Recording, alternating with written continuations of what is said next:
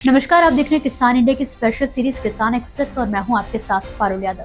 चलिए फटाफट नजर डालते हैं आज की 5 बड़ी हेडलाइंस पर। सरकार का किसानों को बड़ा तोहफा, 1357 करोड़ रुपए बैंक खातों में जारी।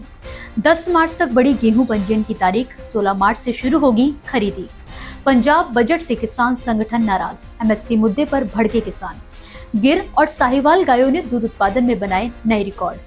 दुर्ग में अवैध अफीम खेती का खुलासा, बीजेपी नेता पर कार्रवाई।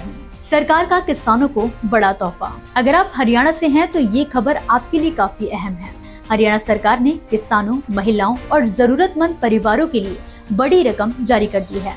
जी हां, हरियाणा के सीएम मुख्यमंत्री नायब सिंह सैनी ने चंडीगढ़ में प्रेस वार्ता के दौरान बताया कि राज्य सरकार ने अलग अलग योजनाओं के लाभार्थियों के खातों में कुल 1357 करोड़ रुपए ट्रांसफर कर दिए हैं। सरकार की तरफ से ये पैसा पीएम फसल बीमा योजना, पीएम आवास योजना, पेंशन योजनाओं और अन्य सामाजिक सुरक्षा योजनाओं के तहत भेजा गया है।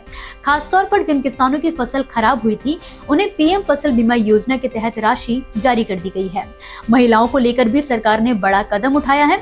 दीनदयाल लाडो लक्ष्मी योजना की 5वीं किश्त के तौर पर करीब 200.77 करोड़ रुपए महिलाओं के बैंक खातों में जारी कर दिए गए हैं। वहीं हर घर गृहिणी योजना के तहत भी पात्र महिलाओं को करीब 20 करोड़ रुपए सीधे ट्रांसफर किए गए हैं। मुख्यमंत्री ने ये भी कहा कि महिलाओं को रोजगार देने वाली उद्योगों को अतिरिक्त सब्सिडी दी जाएगी और राज्य में महिला उद्यमिता मंच भी शुरू किया जाएगा। साथ ही स्टार्टअप्स को बढ़ावा देने के लिए भी 3 करोड़ रुपए की सीड मनी भी दी गई है। 10 मार्च तक बढ़ी गेहूं पंजीयन की तारीख। मध्य प्रदेश के किसानों के लिए एक बड़ी खबर सामने आई है। राज्य सरकार ने गेहूं बेचने वाले किसानों को राहत देते हुए पंजीयन की आखिरी तारीख को बढ़ा दिया है। पहले ये तारीख 7 मार्च थी, लेकिन अब इसे बढ़ाकर 10 मार्च कर दिया गया है। राज्य के खाद्य मंत्री गोविंद सिंह राजपूत ने बताया कि ज्यादा से ज्यादा किसानों को बढ़े हुए एमएसपी और बोनस का फायदा मिले, इसीलिए सरकार ने ये फैसला लिया है।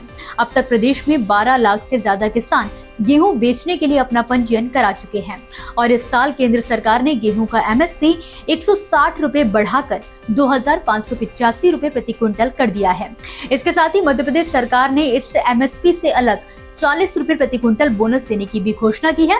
यानी कि कुल मिलाकर किसानों को इस बार करीब 2625 रुपए प्रति क्विंटल तक का भाव मिल सकता है। मुख्यमंत्री डॉक्टर मोहन यादव ने अधिकारियों को निर्देश दिए हैं कि गेहूं खरीद के दौरान किसानों को किसी तरह की परेशानी न हो।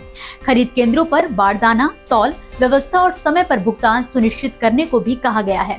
सरकार ने किसानों के लिए ग्राम पंचायत, तहसील कार्यालय और सहकारी समितियों में मुफ्त पंजीयन की व्यवस्था भी शुरू कर दी है। पंजाब बजट से किसान संगठन नाराज। पंजाब में किसानों के मुद्दों को लेकर एक बार फिर चर्चा तेज हो गई है। किसान संगठनों ने राज्य सरकार के बजट पर नाराजगी जताई है।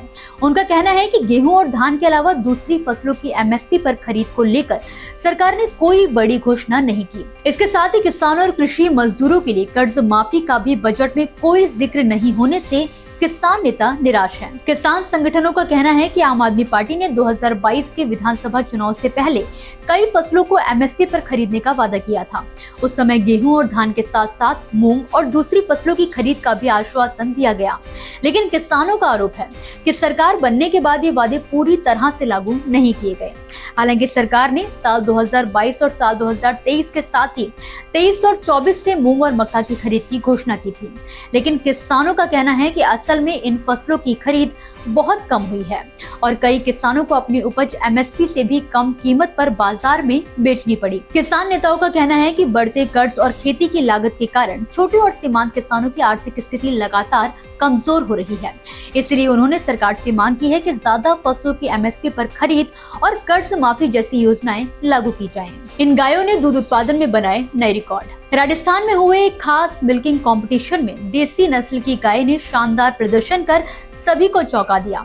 आमतौर पर माना जाता है कि देसी गायें औसतन 8 से 10 किलो दूध देती हैं, लेकिन इस प्रतियोगिता में गिर और साहिवाल नस्ल की गायों ने 20 किलो से ज्यादा दूध देकर नया रिकॉर्ड स्थापित कर दिया है।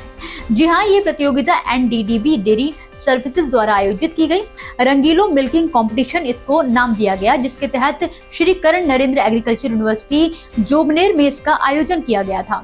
2 दिन चले इस आयोजन में अलग अलग नस्लों की गायों और भैंसों ने हिस्सा लिया। प्रतियोगिता में अजमेर के डेयरी किसान मुकेश कुमार चौधरी की गिर नस्ल की गाय ने 26 किलो 780 ग्राम दूध देकर नया बेंचमार्क स्थापित किया। वहीं साहिवाल गाय ने 23 किलो, राठी ने 18 किलो और थारपारकर ने 14 किलो दूध दिया।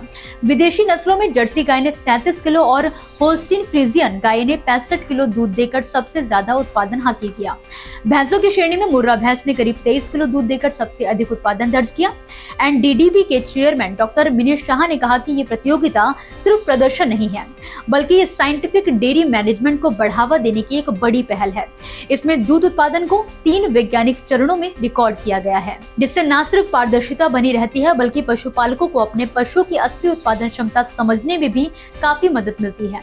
उन्होंने कहा कि इसका उद्देश्य देसी और बेहतर नस्ल की उत्पादकता बढ़ाकर किसान और पशुपालकों की आय में बढ़ोतरी करना है। दुर्ग में अवैध अफीम खेती का बड़ा खुलासा। छत्तीसगढ़ के दुर्ग जिले से एक बड़ा मामला सामने आया है, जहां पर कई एकड़ में गैर कानूनी अफीम की खेती पकड़ी गई है।